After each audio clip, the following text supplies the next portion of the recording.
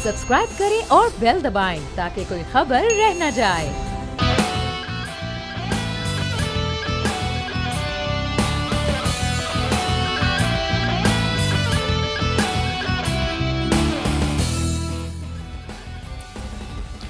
अस्सलामुअलैकुम नाज़रीन, प्रोग्राम एक लगारी सब पर भारी में आपको खुशामदीद कहेंगे। मैं हूं आपके साथ सहरेश जुहेब और मामूल के मुताबिक प्रोग्राम में लगारी साहब मेरे साथ मौजूद हैं। बहुत से मौजूआत हैं, इन पर बातचीत हम करेंगे, लेकिन सबसे ख़ास मौजू, सबसे अहम खबर जो कि इस वक्त मेरा ख्याल है शह सुर्खियों में भी है, मकबूजा कश्मीर की सूरत हाल, जहाँ पर तकरीबन आज 20वां रोज़ है, कर्फ्यू की सूरत हाल है, अद्वियात नहीं मिल रही, खाने पीने की अशिया की किल्लत है, डॉक्टर्स मौजूद नहीं हैं, मवासलात का निज़ाम बिल्कुल दरहम बरहम है, ब्लैकआउट किया गया है, इंटरनेट, टेलीविजन, टेलीफोन सब कुछ बंद पड़ा है।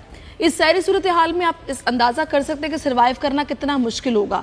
इस सिचुएशन में जब लोगों को घरों में महसूर कर दिया गया, वो बाहर तक नहीं निकल सकते, कि बाहर निकलेंगे तो गोलियों से भून दिया जाएगा। ऐसी सिचुएशन में सिर्फ दुआ ही है जो कि उनके काम आ सकती है, और हम दुआ भी कर रहे हैं और सिफारती महाज पर भरपूर कोशिश कर रहे हैं कि जितने भी फोरम्स हैं उन पर आवाज़ उठाई जाए और उस मसले का कोई ना कोई हल निकलना चाहिए। और इसमें कोई शक नहीं कि मैटर इससे पहले इतना नुमाया नहीं हुआ था जितना कि आज नुमाया हो गया है।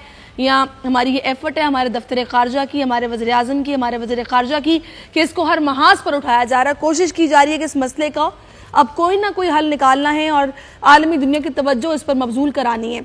आज की तरह सूरत हाल, आज भारत की दूसरी बड़ी पार्टी कांग्रेस, जिसके सरबराह राहुल गांधी जो कि श्रीनगर गए, उन्होंने पूरी कोशिश की श्रीनगर जाने की, वहाँ पर इलाके में पहुँचने की, लेकिन एयरपोर्ट से उनको बाहर नहीं निकलने दिया गया। उनके साथ गुलाम नबी आज़ाद भी मौजूद थे, 12 रुकनी वफ्द उनके साथ मौजूद था, लेकिन उनको वहाँ बाहर निकलने की इजाज़त नहीं दी गई। और इस सारी सिचुएशन में हमने ये देखा कि उनको श्रीनगर से वापस दिल्ली भेज दिया गया। इससे आप ये अंदाज़ा लगा सकते हैं कि वहाँ पर क्या सिचुएशन होगी और कश्मीरी किस तरह के माहौल में सर्वाइव कर रहे होंगे। वो एक आम इंसान, एक आम बंदे जिनको के घरों में महसूर किया गया, और यहाँ पर एक भारत की दूसरी बड़ी पार्टी का सरबराह है, उसके साथ के सलूक किया गया है कि उसको रोक दिया गया है कि भी आप यहाँ से आगे नहीं जा सकते हैं। ये तो मकबूजा कश्मीर के अंदर की सूरत हाल है, इस पर भी हम बात करेंगे। दूसरा, लाइन ऑफ कंट्रोल पर जो सूरत हाल है, वहाँ पर मुख्तलिफ सेक्टर्स हैं जहाँ पर बार बार हम ये देख रहे हैं कि जाहिलियत का मुजाहरा किया जा रहा है और बिला इश्तियाल फायरिंग की जाती है। तितरी नोट के इलाके में 7 अफराद हलाक हुए, और जनाब वहाँ पर सिचुएशन कुछ ऐसी है कि एक तो ये होता है कि इंसान घर से बाहर निकले तो उसको अंधी गोली लग जाती है, लेकिन वहाँ पर कुछ लोग ऐसे हैं कि जो कि रात में सोए हुए थे, उनको गोली लग गई। इस तरह की सूरत हाल भारत ने यहाँ पर बना रखी है, और मकबूजा कश्मीर पर भारतीय मजालिम और LOC के अवाम अपने जो गम है वो ये सारे मजालिम देखकर भूल गए जो उनके साथ किया जा रहा है। तो पहले आपको क्लिप दिखाते हैं जिसमें कि हामिद मीर साहब तितरी नोट के इलाके की सूरत हाल बता रहे हैं। पॉइंट वहाँ पर जो क्रॉसिंग का है उसकी सूरत हाल आप देखिए। हर कश्मीरी, हर पाकिस्तानी जो मकबूजा कश्मीर के कश्मीरी हैं, उनके शाना बिशाना खड़े होने को तैयार है। अब अंदाज़ा करें 226 वायलेशंस हुई हैं और बच्चे स्कूल नहीं जा पा रहे और माजूरी का शिकार भी हो रहे हैं। इंतहाई अफसोसनाक सूरत हाल है। नज़ीर लगारी साहब, आप क्या समझते हैं, ये जो सारी सिचुएशन क्रिएट की गई है, ये हम तो ये समझ रहे थे कि मोदी साहब दोबारा इलेक्ट होंगे तो मामलात बेहतरी की तरफ जाएंगे, लेकिन ये तो बद से बदतर होते जा रहे हैं। मकासद क्या होगा समझ ही नहीं रहे थे, बल्कि हम इजहार भी कर रहे थे। बिल्कुल, हमारे वज़ीर आज़म ने तो यहाँ तक कहा कि अगर मोदी आ गए और इनके ये जीत कर हुकूमत बनाई इन्होंने, तो कश्मीर का मसला हल होगा। लेकिन बिल्कुल इसके उलट हुआ, चीज़ें उसी तरह नहीं चली हैं जिस तरह से वज़ीर आज़म ने सोचा था या उन्हें बताया गया था। सूरत हाल ख़राब हुई है। एक तो ये है कि कश्मीरियों की वो हैसियत जो भारत ने तस्लीम की थी, उस हैसियत को ख़त्म कर दिया गया है। आइन में अंदर जिस तरह से अमेंडमेंट की है, जिस तरह सदारती एग्जीक्यूटिव आर्डर जारी किया गया, जिस तरह से कश्मीर को हथिया लिया गया, उस पर हमारा रिएक्शन हुआ है। ऐसी बात नहीं है कि नहीं हुआ है, लेकिन जिस तरह होना चाहिए था वो नहीं हुआ। हम तमाम लोगों को एक पेज पर नहीं ले सके। हम बहुत सी चीज़ें एक साथ चला रहे हैं जिसकी वजह से कौम एक इशू पर कंसंट्रेट नहीं कर सकी है। हमारे तमाम पॉलिटिशियंस को, तमाम पार्लियामेंट के लोगों को ऑन बोर्ड होना चाहिए था। हमारे तमाम जो स्टेक होल्डर्स हैं उनको ऑन बोर्ड होना चाहिए था।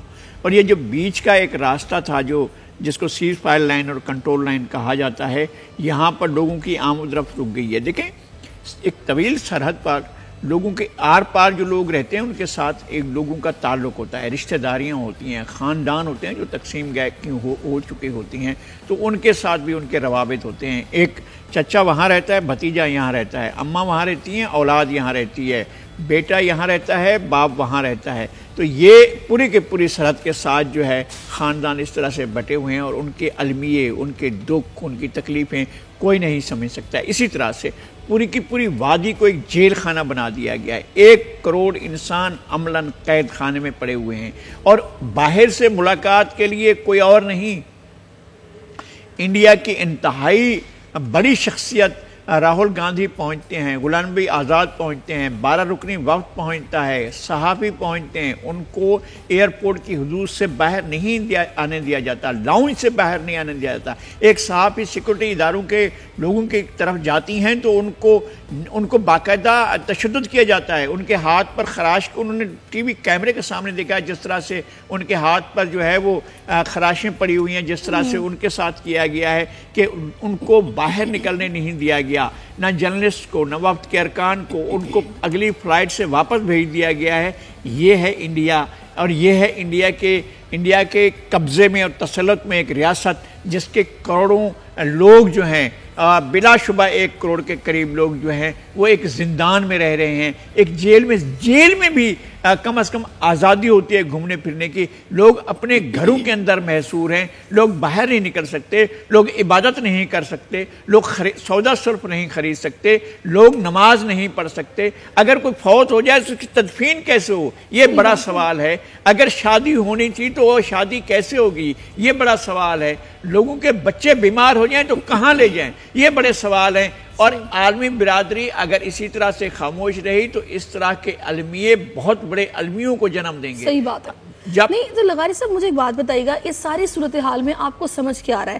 ایک دم سے وہاں پر لاکھوں کی تعداد میں فوجی دستے بھجوا دینا، کہ مطلب پہلے ایک اچھی خاصی تعداد میں وہاں پر فوجی موجود ہیں، لیکن ایک دم سے وہاں پر مزید فوج کو بھجوا دینا، اور اس کے بعد پھر سے وہ تسلط اپنا قائم کرنے کے لیے وہ حیثیت ان کی جو ہے وہ اس کو ختم کرنے کی کوشش کرنا، متنازع علاقے کی حیثیت ختم کرنے کی کوشش کرنا، یہ سارا پری پلانڈ ہے؟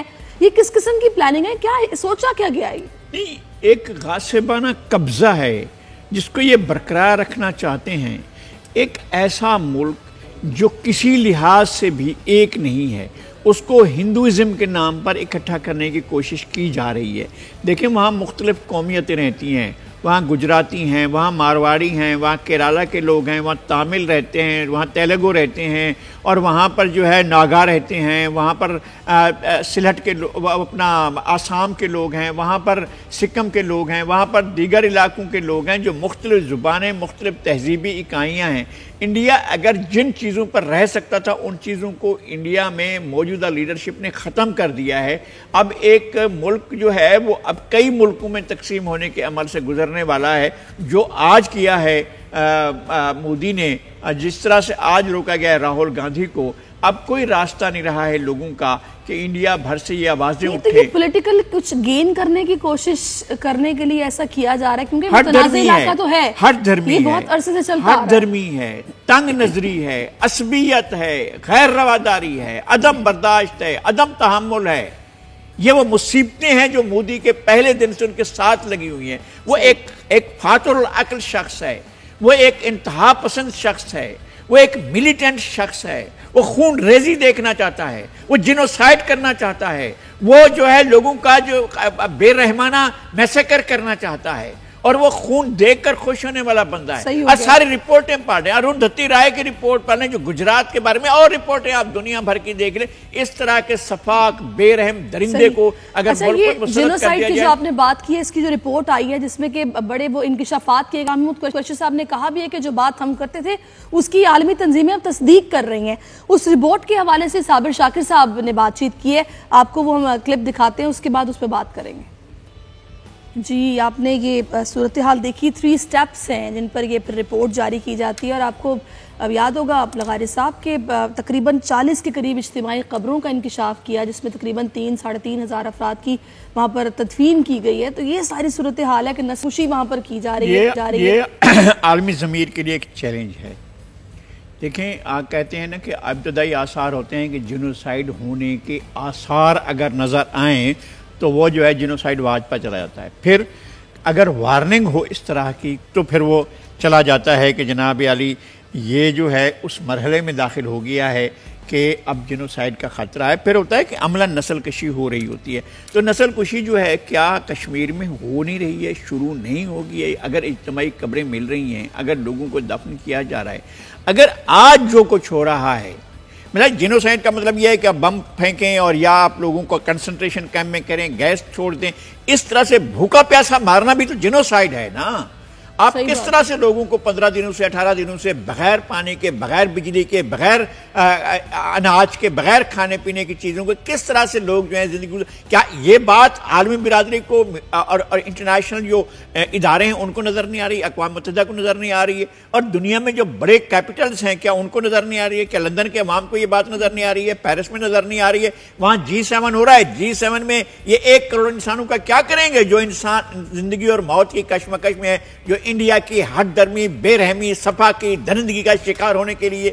کیا ماسکو اور بیجنگ میں سارا کچھ نظر نہیں آ رہا ہے؟ کیا یہ صرف انٹرسٹ نظر آ رہا ہے, شائننگ انڈیا نظر آ رہا ہے, انڈیا کے اندر جو ہے ان کو کاروبار دھندا نظر آ رہا ہے, اور یہ نظر نہیں آ رہا ہے کہ انسانوں کے ساتھ کیا ہو رہا ہے؟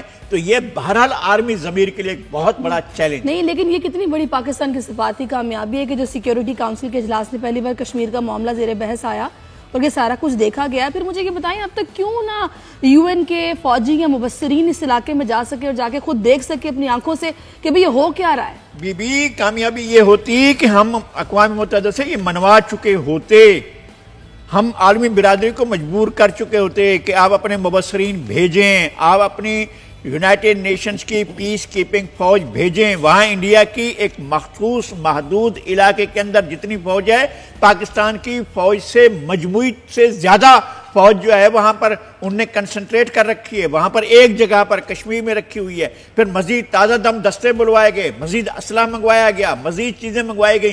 آپ کیا کر رہے ہیں جب میڈیا بند ہے, جب رسائل بند ہیں, جب کمیونیکیشن بند ہے, جب ٹیلی فون بند ہیں, تو آپ اندر کیا عذاب مسلط کر رہے ہیں, کیا ظلم مسلط کر رہے ہیں؟ اس بات کا کسی نے اندازہ لگایا ہے؟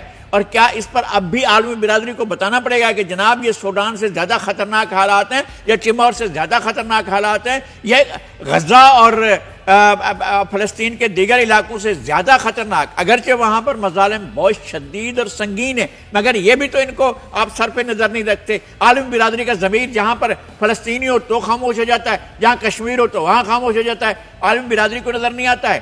اور پھر میں یہ عرض کرتا ہوں کہ مسلم برادری کیا کر رہی ہے, ان کو کیا چیز نظر آ رہی ہے, اور ان حکمرانوں کو کیا نظر آ رہا ہے, کس وجہ سے, کیوں, کس لیے, کس بات پر؟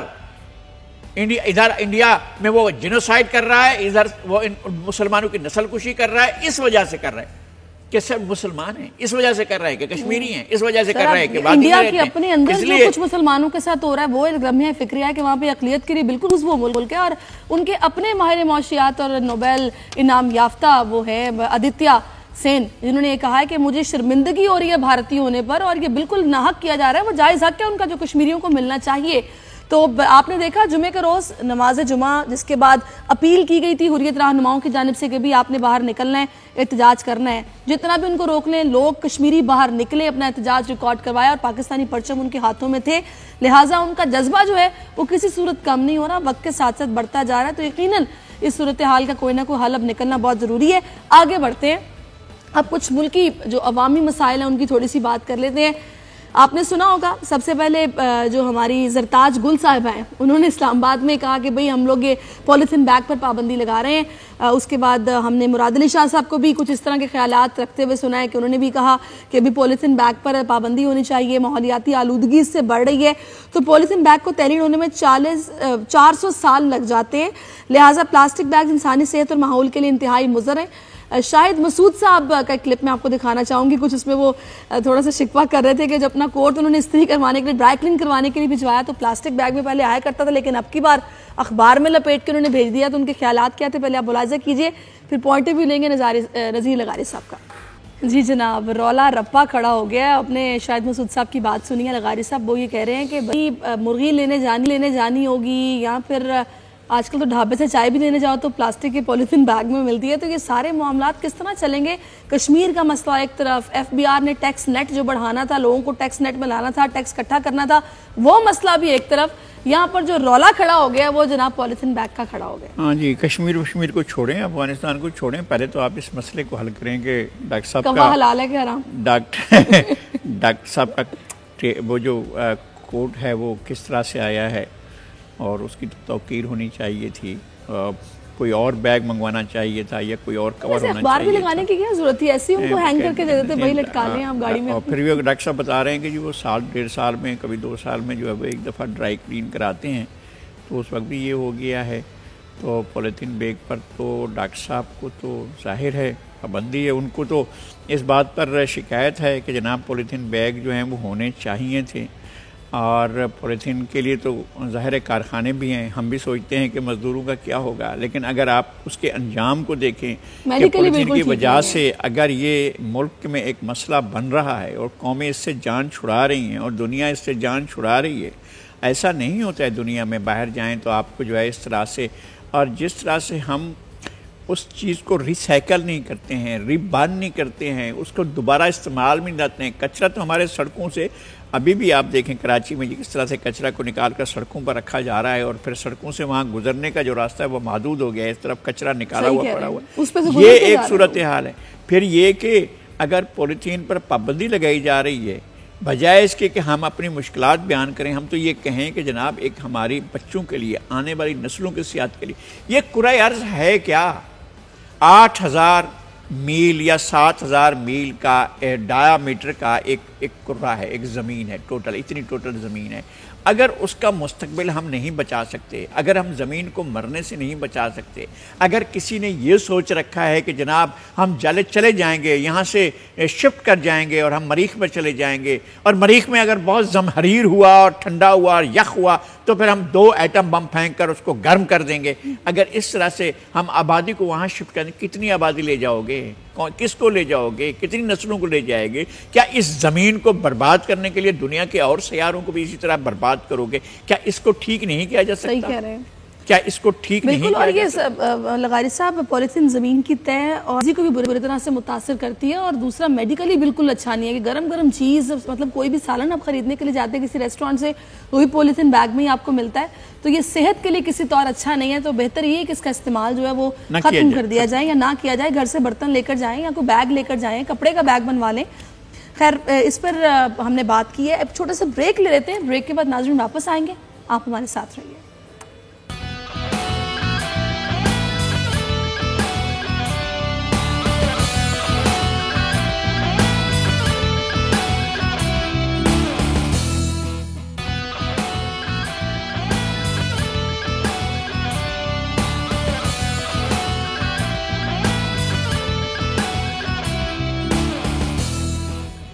ویلکم بیک ناظرین. اور پروگرام کے شروع میں ہم نے بات کی مقبوضہ کشمیر کے حالات و واقعات پر, اس کے بعد کچھ اپنے ملکی مسائل پر بھی ہم نے بات چیت کی ہے. لیکن کشمیر کا مسئلہ اس وقت سب سے اہم مسئلہ ہے, کیونکہ اس وقت جو وہاں پر صورتحال ہے, 5 اگست کے بعد سے وہاں پر کیا کچھ ہو رہا ہے کسی کو کچھ نہیں معلوم. ہم نے جو ویڈیوز وائرل ہو رہی ہیں سوشل میڈیا پر, ہم دیکھ رہے ہیں کہ والدین کو یہ نہیں پتا ان کے بچے کہاں پر ہیں. چھوٹے بچے دودھ کے لیے بلک رہے ہیں, ادویات کی قلت ہے, ڈاکٹرز موجود نہیں ہیں, اور بالکل وہاں پر انٹرنیٹ, موبائل فون سروس, ہر چیز مکمل طور پر بند کی گئی ہے. آج جو ہوا وہ بھی ہم نے آپ کے ساتھ شیئر کیا کہ راہل گاندھی جو کہ وہاں پر دوسری بڑی سیاسی جماعت کے سربراہ ہیں, ان کو ہی سری نگر میں جانے نہیں دیا گیا, وہاں سے واپس بھیج دیا گیا. اس سے ہم اندازہ کر سکتے ہیں کہ وہاں پر حالات کتنے سنگین صورتحال اختیار کر چکے ہیں. مجھے یہ بتائے گا نذیر لغاری صاحب کہ اس سارے ماحول میں جو ہمارا دفتر خارجہ محنت کر رہا ہے, جس طریقے سے شاہ محمود قریشی صاحب ایکٹیو نظر آ رہے ہیں, انہوں نے اقوام متحدہ کے سیکرٹری جنرل اینٹونیو گوتریس سے بھی رابطہ کیا ہے. آج شام 5 بجے ان سے یہ رابطہ ہوگا, ان سے بات چیت کی جائے گی. شیریں مزاری اسپیشلی ملاقات کریے شاہ صاحب سے انسانی حقوق کے معاملات کو لیتے ہوئے کہ بھئی کہاں کہاں کن کن ممالک سے روابط کیے جائیں, اس معاملے کو اٹھایا جائے, اور کوئی ایسا فورم نہیں چھوڑا جائے گا جہاں اس معاملے کو نہیں اٹھایا جائے گا. اس محنت کو آپ کس طرح دیکھ رہے ہیں؟ یہ 20ویں روز یہ محنت جو ہے یہاں پہنچی ہے. اس سے پہلے ٹھیک ہے شاہ محمود قریشی صاحب نے ایفرٹس کی, پیجنگ گئے اور جہاں رابطے ہو سکتے تھے کیے, لیکن یہ انفرادی شخصی رابطے تھے، اگرچہ حکومت کے رابطے تھے، اگرچہ وزیر خارجہ کے رابطے تھے، لیکن بھائی پوری قوم کو آن بول لو. اب بھی میں یہ کہتا ہوں کہ پوری قوم کو آن بول لو. پوری قوم کو آپ پارلیمانی وفد بنائیں، آپ بھیجیں بیجنگ میں، آپ بھیجیں ماسکو میں، آپ بھیجیں.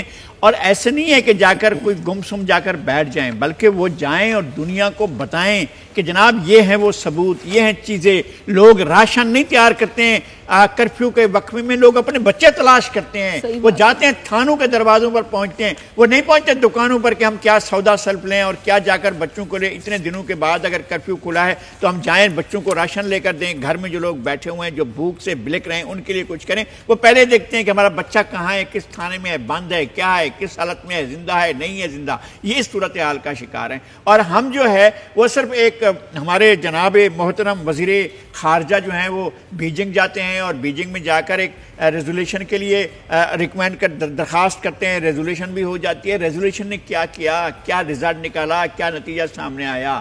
آپ دنیا کو بتانے کے لیے حکومت کا، اپوزیشن کا، میں چھوڑیں آپ حکومت الگ کرے جو بھی کرتی ہے، اپوزیشن نے کیا کیا میں بات کرتا ہوں. لیڈر آف اپوزیشن ایک وفد بنائیں اور بڑا بھاری بھرکم وفد بنائیں، 10 رکنی بنائیں، 5 رکنی بنائیں، نکل پڑیں. وہ بیجنگ جائیں، ماسکو جائیں، جائیں لندن میں، جائیں برسلز میں، جائیں پیرس میں، جائیں واشنگٹن میں، جائیں دہلی جائیں، صحافیوں کو لے کر جائیں، خود جائیں. جا کر دہلی میں آپ باقاعدہ انڈیا سے کہیں، پاکستان کی حکومت بھی کہے اور انڈین پاکستان کی اپوزیشن بھی کہے اور انڈیا سے کہے کہ جناب ہمارے لوگوں کو آنے دیں، ہم یہاں پر حالات معلوم کرنا چاہتے ہیں. آپ انیشیٹ کریں. آپ انیشیٹ نہیں کر رہے ہیں اس طرح سے جس طرح سے کیا جانا چاہیے. اس مسئلے کو اس طرح دنیا کے سامنے نہیں رکھ رہے ہیں جس طرح آپ یہ کہہ رہے ہیں کہ بھئی اس طریقے سے دنیا کے سامنے اس مسئلے کو نہیں رکھ رہے ہیں، جبکہ ہمارے وزیر اعظم یہ سمجھ رہے ہیں کہ 2 مہینے میں کشمیر کا فیصلہ ہونا.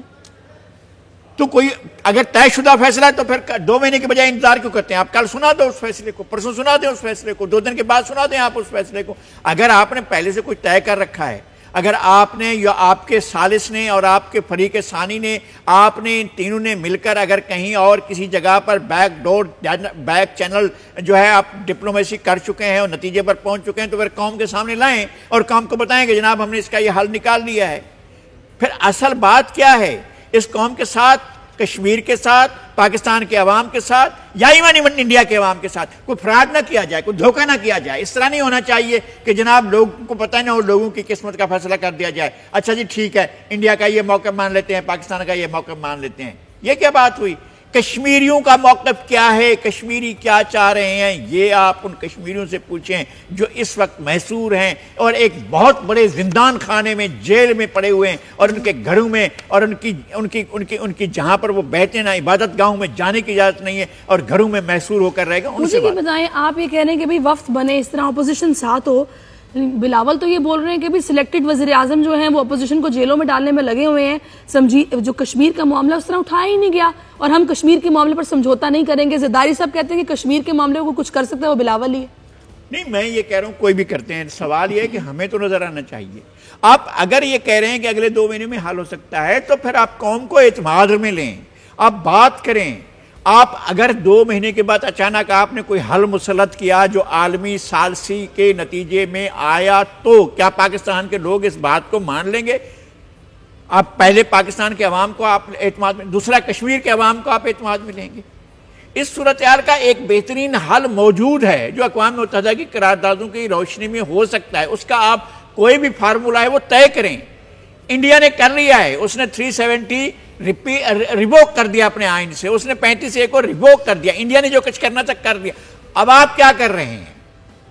آپ کی طرف سے کشمیر کے مسئلے کے حل کے لیے کیا پیش رفت ہو رہی ہے؟ اس کے علاوہ جو شاہ محمود قریشی کریں یا محترمہ شیریں مزاری کریں، وہ انسانی حقوق کے لیے رولا ڈالنے کے لیے دنیا کے پاس جائیں، تو اس کے علاوہ آپ کے پاس اس کے حل یعنی کہ آپ کے کہنے کا مطلب ہے روابط سے بات اب آگے بڑھنی چاہیے، خطوط لکھنے سے بات اب آگے بڑھنی چاہیے. آپ پریکٹیکلی کریں، خود جائیں، جا کے ملیں اور اس معاملے کو اٹھائیں. آپ اس ریجن میں آپ نے اپنا کیا بھیجا ہے؟ میں کہہ رہا ہوں کہ آپ اپنے ساؤتھ ایشین ریجن کے ممالک کو اعتماد میں لیں گے کہ نہیں لیں گے؟ انڈیا آپ کے ساتھ یہ کر چکا ہے. آپ گئے نیپال، نہیں سنتا کوئی آپ کی بات. آپ بات تو سنائیں نا یار اپنی. آپ گئے سری لنکا میں، آپ گئے افغانستان میں، آپ گئے بنگلہ دیش میں، آپ گئے بھوٹان میں، آپ گئے مالدیپ میں، آپ نے دنیا کو جا کر اپنے ریجن کے لوگوں کو بتایا ہے آپ نے کہ جناب ہمارے ساتھ یہ ہو رہا ہے، کشمیر میں یہ ظلم ہو رہا ہے، اس طرح سے ہو رہا ہے، ہمارا ساتھ دیا جائے؟ آپ کی کہاں ہے وہ ساری کے ساری ڈپلومیسی کی ایفرٹس جو ہونی چاہیے؟ نہیں ہو رہی ہے نا، نہیں ہو رہی ہے. ٹھیک ہے، آپ کا پوائنٹ آف ویو آ گیا. اب مجھے یہ بتائیں کہ یہ جو فالس فلیگ آپریشن ہے اس کے حوالے سے آپ کے کیا تاثرات ہیں؟ کیونکہ ابھی یہ کہا جا رہا ہے کہ بارڈر پر ٹینشن ہے، کوئی پلوامہ جیسا ڈرامہ رچایا جا سکتا ہے، پھر یہ فالس فلیگ آپریشن کا ذکر بھی ہوا ہے. نہیں، میں یہ کہہ رہا ہوں کہ کسی بھی طریقے سے کوئی بھی آپریشن ہوتا ہے وہ آپ کے لیے لوگوں کے لیے تو کبھی نتیجہ خیز نہیں ہوتا نا. اس سے لوگوں کو کیا حاصل ہوتا ہے؟ لوگوں کو اموات ہوتی ہیں، لوگوں کا جان جاتی ہے. ہم دنیا بھر میں، اپنے ملک میں اور اپنے ملک سے باہر کہیں بھی جب آپریشن نام کی کوئی چیز ہوتی ہے ہم سہم جاتے ہیں، ہم ڈر جاتے ہیں، خوف زدہ ہو جاتے ہیں کہ آپریشن کا مطلب یہ ہے کہ خون ریزی ہونے والی ہے، آپریشن کا مطلب ہے کہ اس طرح کی فضا پیدا کی جا رہی ہے جس سے انسانوں کی جانوں کو خطرہ ہو. آپ امن کے لیے کوششیں کریں اور کشمیریوں کی خود اختیاری کا فیصلہ کریں. کشمیریوں کو ایک موقع ملنا چاہیے کہ وہ اپنے مقدر کا فیصلہ کریں اور اپنی خواہشات کے مطابق کریں. ہم کس بات سے خوفزدہ ہیں؟ ہمارے حکمران کیوں نہیں ایسا کرتے؟ دیکھتے نہیں ہیں کہ جب بھی ان کو موقع ملتا ہے وادی کے کسی شہر میں، بارہمولہ میں، اننت ناگ میں، سری نگر میں، آپ کہیں بھی ان کو موقع ملتا ہے، جب بھی وہ 100 کی تعداد میں، 1000 کی تعداد میں، 1,00,000 کی تعداد میں باہر آتے ہیں تو پاکستان کے پرچم لے کر سامنے آتے ہیں. تو آپ کیوں ان کی حق کے رائے دہی کے لیے آپ اتنی آواز بلند کیوں نہیں کرتے ہیں؟ آپ عالمی برادری کے پاس اور علاقائی برادری کے پاس، سینٹرل ایشیا کے پاس، ساؤتھ ایشیا کے پاس، مڈل ایسٹ کے پاس کیوں نہیں جاتے؟ ان کو تو بلایا جاتا ہے، ان کو تو تمغے بھی پہنچائے جا رہے ہیں، مودی کو تو جو ہے وہ سب کچھ دیا جا رہا ہے. آپ کے پاس ایفرٹس نہیں ہیں جس کی وجہ سے یہ ساری صورتحال ہے. صحیح. اچھا، ابھی ہم چاہیں گے کہ کچھ بارڈر کی صورتحال ہم نازاتے ہیں جہاں پر بارڈر پہ کچھ ایسے مناظر دیکھنے میں ملے کہ فوجی جو کہ سلپ ہو گیا اور جس طریقے سے وہاں پر ملتے ہیں اور جو ماحول ہوتا ہے ذرا نظارہ آپ بھی کیجئے. جی جناب، آپ یہ مناظر آپ نے دیکھے. لغاری صاحب ٹینشن تو ہے، نظر آ رہی ہے کہ ٹینشن ہے. یہ واگا کے حالات اس طرح سے کبھی کبھی ہوتے ہیں. اور واگا بارڈر پر جب آخر میں گیٹ کو بند کرنے سے پہلے فلیگ جب اتارے جاتے ہیں دونوں ملکوں کے تو ایک پریڈ ہوتی ہے اور ایک اس طرح کا ہوتا ہے اور انڈین فوجی سلپ. ظاہر ہے اوورآل ٹینشن جب سوسائٹی کی ٹینشن ہوتی ہے، جب ماحول کی ٹینشن ہوتی ہے، جب انوائرمنٹ کی ٹینشن ہوتی ہے تو اس طرح کی چیزیں تو ہو جاتی ہیں. جس طرح سے وہ گرا ہے اور جس طرح سے وہ سلپ ہو کر جو ہے وہ ظاہر ہے اس طرح کے حالات میں حملہ کر سکتے ہیں. یہ جو حملے کی باتیں ہو رہی ہیں یہاں تک کہ وزیراعظم نے ٹویٹ میں کہہ دیا. ہم تو حملوں کی بات نہیں کرتے ہیں، ہم کہتے ہیں کہ آپ کے پاس بہت بڑا گراؤنڈ موجود ہے. آپ کی ڈپلومیٹک ایفرٹس جو ہیں وہ کامیاب ہو سکتے ہیں اگر آپ کیس دنیا میں صحیح طریقے سے لے جائیں.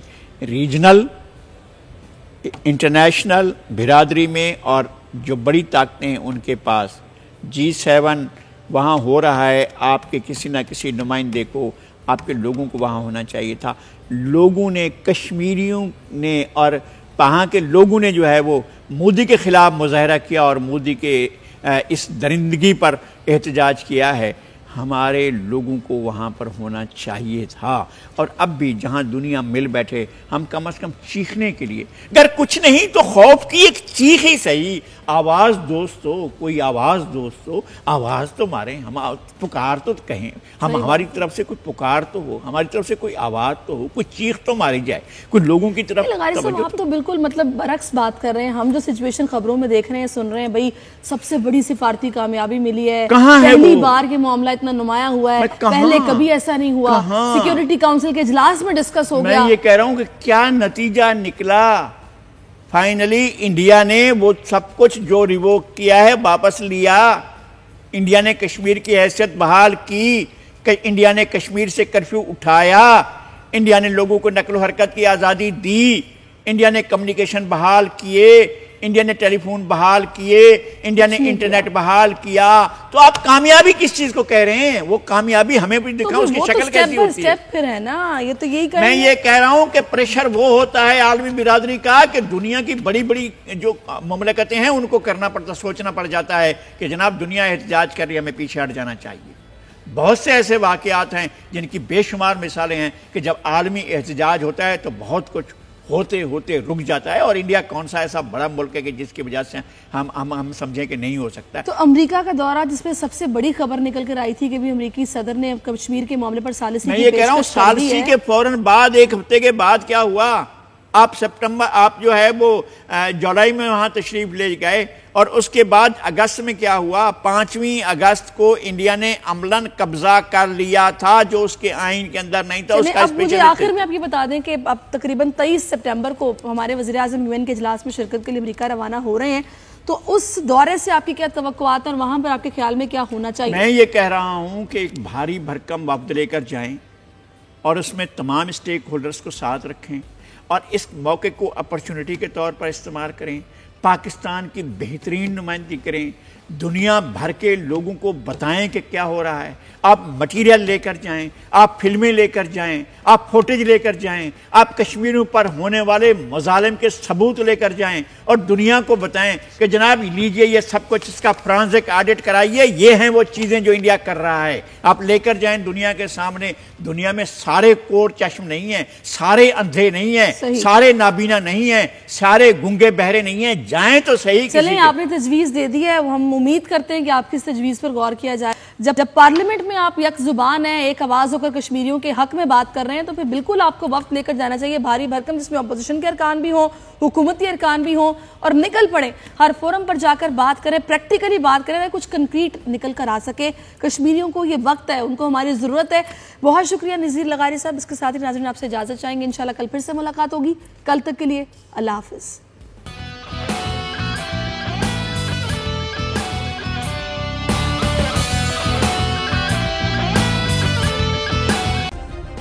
سبسکرائب کریں اور بیل دبائیں تاکہ کوئی خبر رہ نہ جائے.